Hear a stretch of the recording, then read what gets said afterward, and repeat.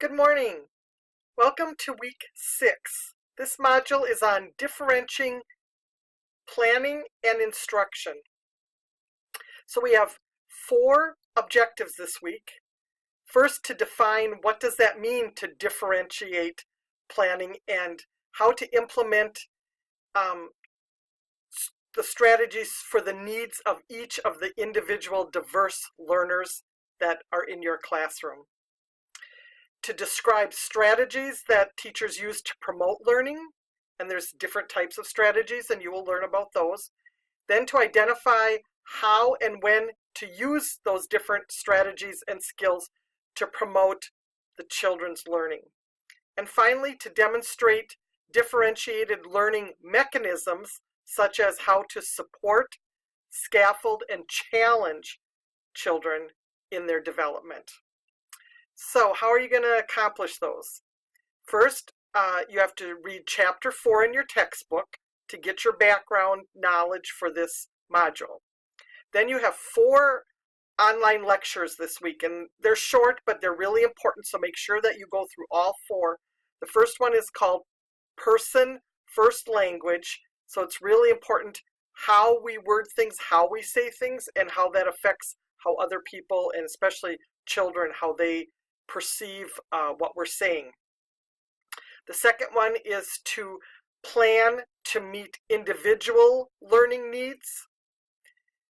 The third one talks about children with special needs, and you're asked to really take a look at your classroom and see how inclusive your classroom really is. And then the fourth one is called Key Areas of Practice, and these are really ways for how teachers can implement effective strategies in a developmentally appropriate way. So a lot is packed into this module this week. For your week 6 written assignment, you're on lesson plan, and the title this week would be called Description of Activity. So when you look at that, when you open up that template, there are 2 parts, and a lot of students miss it. It says description of activity and step-by-step instructions. So there's 2 parts. So again, if you check the scoring rubric, you won't go wrong. First, you're writing a little short paragraph describing to me the purpose of what's the importance of why you chose this activity for this child. After that, you're going to list step-by-step instructions of how to implement that activity as if a sub had to do it for you. So you have to be really specific and don't assume that the sub knows where things are located, how they're supposed to get their materials together. You would explain all of that and then the step-by-step instructions for how to implement that activity.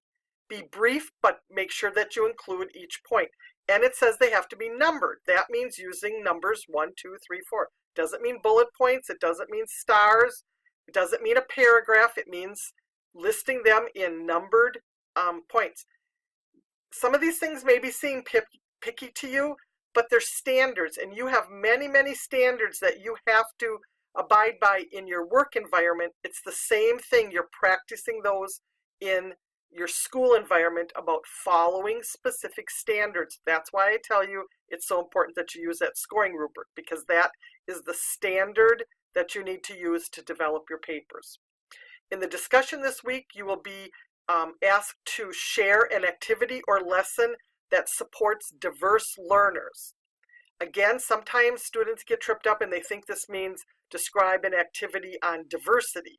No, that's not what we're talking about. We're talking about the diverse needs of each of your students and plan an activity that addresses those diverse needs, because they're not all at the same developmental level. So pick an activity and then kind of really talk about how do you implement that so that you're meeting the needs of all of those children. So it can be any kind of an activity. It's really focusing on how you meet their diverse needs. And then again, as always, make sure you send in your timesheet on time.